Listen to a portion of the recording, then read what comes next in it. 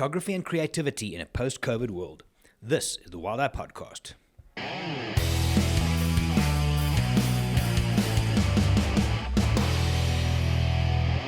Hey everybody, my name is Gerry, I'm from Wild Eye, and in this episode I'm going to dig a little bit deeper into, well, as the title said, photography, creativity in a post-COVID world.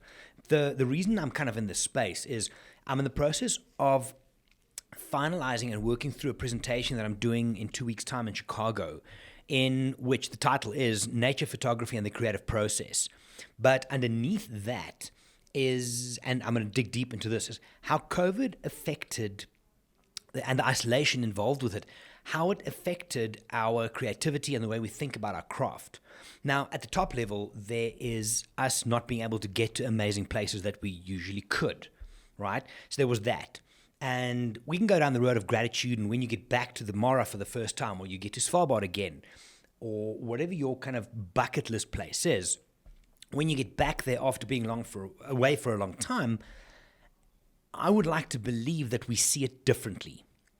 I think it would be a very sad thing if you got back to the Mara, if you got back to Sabi Sands, wherever it is that you travel regularly, and see it the same. I think it would also be pretty sad if you get back to these places and your photography is just the same and nothing's changed. So it's a tough one for me to navigate because I know where I went and where I kind of dug into the photography side of things during COVID, and then also how it's changed. But I'm still kind of finding my cadence since the post-COVID world.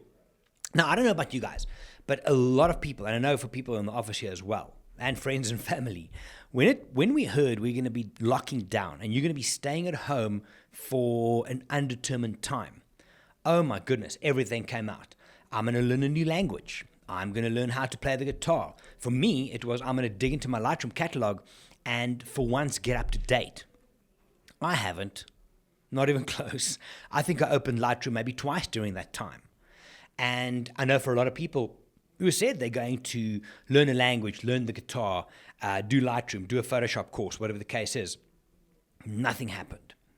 I don't think we were ready for it. And I don't think a lot of us have taken the message and the lesson from COVID in order to become a better photographer, because that's what this is about, is I would like to see and challenge you to be a better photographer by taking everything that's happened and leaning into gratitude, learning into your emotions, and to see how it's changed. Because again, if you are back in the Mara, if you are anywhere that you were before COVID and you get back there and you can't see a change in your photography, I think it's time to have a bit of a sit down and chat to yourself. I really do.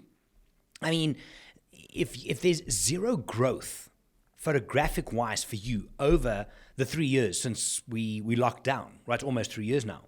If there is no difference in the way that you see the places you visit, and you can't see that in your photography, you need to have a conversation with yourself. I mean, if you get to a place and you feel so ridiculously grateful for getting back there, but your photography doesn't show it, didn't you miss a trick? Isn't there something missing that you could execute against? And to me, that's kind of where I'm going with my presentation in 2 weeks' time, is I want to explore that and share some personal experiences and stuff. Now, one of the things that we did at Wild Eyes during that time, we doubled down on webinars and online content. So live sessions, some premium ones which was paid, others free.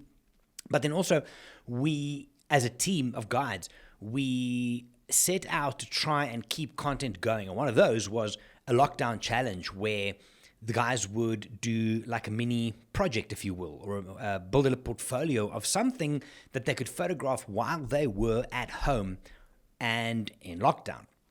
So the guys all have obviously pretty decent camera equipment, but now they had to sit at home and in whatever emotional or mental state they were, they had to create. So some of the guys went, Johan, for example, he has, what are these things? It's like a hamster or a gerbil or something. They had a family of these things. And he did a pretty decent portfolio shoot of those. Michael Lapsch went out of his way. He was very creative, ridiculously creative with some of the stuff he did with fire and ice type thing. And other people just went into the garden and photographed birds. But it was an interesting challenge to see what the guys came up with. And I'm wondering, well, apart from if you guys did something similar, but I'm wondering if we had to go back into a lockdown situation now, I'm wondering what would happen photographically for those of us that are, well, listening to this, and for those of us that want to be a better photographer as such, because I would definitely do things differently. And then some. So it's an interesting thing to me, but where I want to go is I wanted to see, because how do I link this? One of my clients that I'm working with from a coaching point of view, we are talking about emotions and how to manage things like anxiety and depression, and how you can use creativity and specifically photography for that. Now, in a broad sense here, if you just sit and you think about something, let's say you sit and think about a lion hunting, right? Your brain reacts and your brain waves do a certain thing. If you talk about it, there's a difference. It might be higher waves or lower, whatever the case is. And if you write it down, it changes again. So it stands to reason then that if we photograph something, if you take something internal and you conceptualize it into a photograph by trying to photograph that emotion, try and photograph anxiety, try and photograph depression, try and photograph uncertainty, try and photograph fear, whichever of the emotions is that you went through when you were in COVID. Try and photograph that in real world and see what happens. I guarantee you're going to look at your photography differently, right?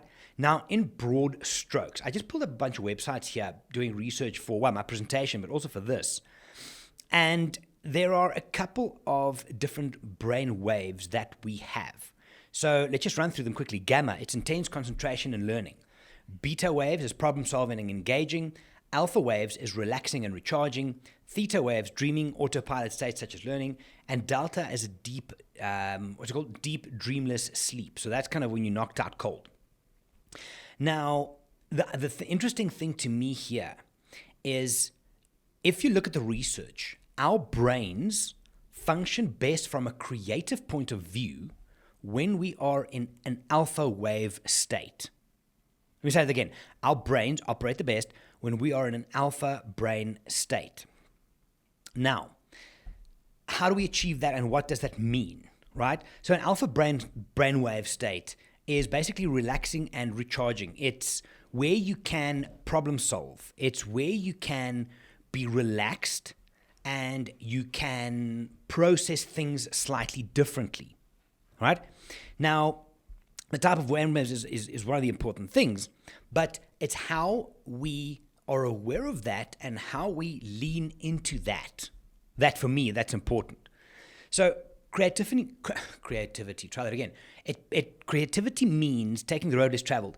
The research has identified that neural mechanisms that enable us to come up with unexpected associations and original ideas. Now, all of this comes from alpha waves because in that state, right, your brain generates unusual associations. If you're in a calm and relaxed state, yes, if you're in a calm and relaxed state, that is where your photography and your creativity is going to be better.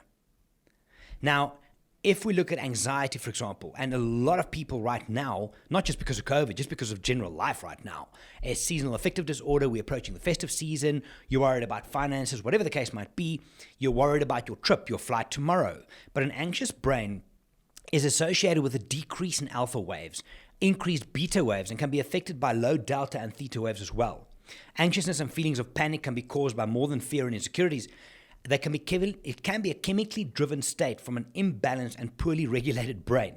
It's a delicate balance where every wave plays its part. However, take this back. If you are anxious, you are not in the optimal state to be creative. That's the bottom line here, right? Because your brain waves change. Now, you can't determine how life's going to treat you. You can't decide what to be anxious or not about. It's just something that happens. But there are a couple of things that you can do. So I'm just going to read a little piece from an article I found here. Managing our stress and anxiousness is critical now more than ever. But how? You try and increase your alpha waves. It puts you in that relaxed state. And for us as photographers, it puts us in that creative space. The increased production of alpha brainwaves can not only reduce stress and anxiousness, but allow people to maintain more focus. In a study by Dr. James Hart concluded, there was a direct correlation between raising alpha brain waves and a reduction in feeling anxious. Tony Robbins, you'll know him, world-famous motivational coach and entrepreneur, who also received training at the Bio-Cybernaut Institute, states that there is no problem that can't be solved in alpha. Now, if you've ever been in a flow state where you lose your sense of time and everything becomes kind of zen, for lack of a better term, it's that flow, then you've experienced alpha. So if you can take yourself back to a photography state where you were so stuck in the moment that nothing else matters, that's it. That's what you want. High alpha does a few different things for you. It eases anxiousness. It lowers your feeling of low mood, boosts creativity, increases pain tolerance, and boosts resilience to stress. Now, there's a couple of things here that you can do to increase your alpha waves. Remember, I'm looking at it from a creative point of view in this platform. On my other podcast, that's why I would look at it more from a neuroscience and a coaching and a mental point of view. 2 things that you can do to increase your alpha waves. Number 1 is meditation. Even a few minutes a day can boost your alpha brain waves. It teaches your body and your mind to be still and to be happy in that kind of easy brainwave state. Next one, gratefulness and practice forgiveness. Now, gratitude, guys, this is something that, and this is my thing. I think since we've returned from COVID and we've gotten back into the field, and I've seen people arrive back into the Mara, back at Svalbard with me, back to Iceland, anywhere you go, there's a little more gratitude than there was before COVID. Now, it's not that you didn't like or you weren't appreciative of being able to go to these places way back then, but now there's a more gratitude because you know what it's like not to be able to go. It's context, right? It's context. The other one, physical exercise. The better shape you are, the easier and the more likely you are to get to alpha wave states with everything else play along, meditation, gratefulness, and so on and so forth. So my question, I think, to you is if you sit down and you have a serious think to yourself, which should put you in a nice alpha state, but if you sit and you think, how has my photography changed since before COVID to now? And then overlay that with how has my mental state of anxiety, happiness, gratitude, motivation, take your pick. How has that changed from before COVID to now? Before COVID to now. One of the things I've also recognized out in the field, and I've seen this a few times now, is people who have come back into the field after being away for 3 years. There's more moments where they put their camera down to just be in the moment, to get into that flow state. Now that speaks to, and I'm going to butcher the name of the photographer because I can't remember. Someone said that you can only photograph well the things you truly love. So now if you're sitting in the bush and you love nature and you love elephants, for example, you're in that moment, you stop, you put down, you get into a flow-like state because you love this moment. You are then, well, from every single point of view, in a better situation to photograph that thing better. Because you're in a flow state, you're probably closer to alpha waves. You're not anxious in this moment. You're grateful for being there. All these things then stack up. Now, a lot of you, I am quite sure, would listen to this and say, oh my God, he's talking such bullshit. Well, to you guys, tell me, how is your photography different from before COVID to now? If it's not different, then you've left incredible learning opportunities on the table. You've left on the table, I think, new and unique images that you could make if you tap into the reality of your world. COVID fucked us all over. It's not a question. It is what it is. But it's up to us how we can use that.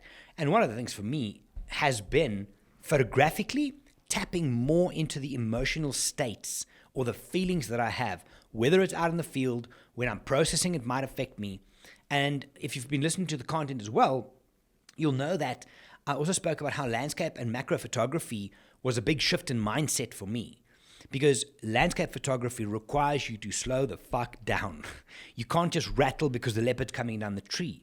It's a slow process. You've got to compose. Wait for the light to move a little bit. Take one image of 20 seconds. Wait, double check it. It's a much slower process, which gives you more time to tap into your head. Now, I know some of you might not want to go into your head because it can be a very dark place. But why not use that? Why not get in touch with that and allow your creativity to build on that? Not only, I think, will you end up with better photographs, but I also think It's a pretty cool way to do therapy on yourself. Think of it as self-care. Think of it as self-development. But to tap into those things and to use it in the field, it might sound like schwau, let's hug a dussy bullshit, but I promise you guys there's something here. There is something here. You can see the difference in a really good photographer. If they really care about something, there's mood, there's feeling. I'm just scared that too many people, maybe some of you I don't know, you're just going through the motions and you picked up where you left off before COVID. There's a lot of stuff. Take a little time. Think about it. Think about what you went through. Start journaling. Write down the feelings you had during COVID and then see what are those and how can I photograph these things? If I go and process an image in Lightroom, how can I process something to make it look more angry or upset? Whatever the case might be. I'm just making things up here, shooting from the hip.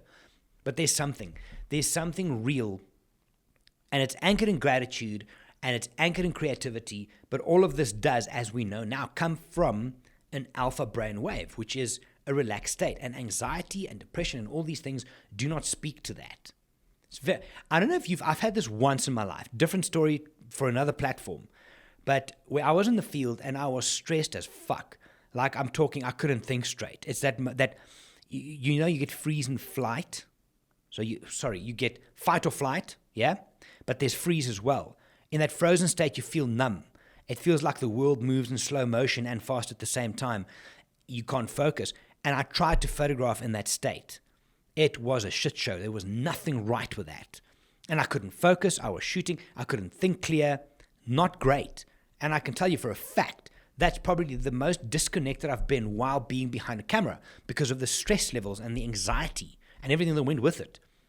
Compared to now, I've done a lot of work personally on different levels, and now being more in touch with certain things and being able and willing to go a bit deeper to see what it is I'm feeling and bring it to the surface and use that in the creative process in an alpha brainwave state. That's where the gold is. I really, really think so. I'm very keen to hear what you guys think. I'm very keen to hear your story. I'm very keen to hear how your photography has or hasn't changed since COVID. If it has, what and how? Was it something on purpose? Were you lucky enough that your brain could figure out what these feelings are and give it to you as creativity? Then you're in a lucky position. Maybe there wasn't much anxiety and stuff around it. If nothing's changed, why do you think that is? I'm very curious. I love this. I'm going to dig deeper into this. If you're in the Chicago area, come and join the presentation in a couple of weeks from now. I'm going to go deep on this. Obviously with some nice visuals, I hope. Well, I know. It's my images. I should say they're nice. But also digging in to see where it comes from. So I'd love to hear from you. Gerry, Gerry at wildeye.co.za. That's Gerry at wildeye.co.za. I'd love to hear from you. Send me your thoughts. Send me your feelings. Send me your images if you want. Very keen to find out how your photography and creativity has changed, if at all, in a post-COVID world. Anyway, for now, guys, thank you for listening. Thank you for lending me your ears. I will chat to you in the next episode. My name is Gerry. I'm from Wild Eye. Have a good one. Stay safe.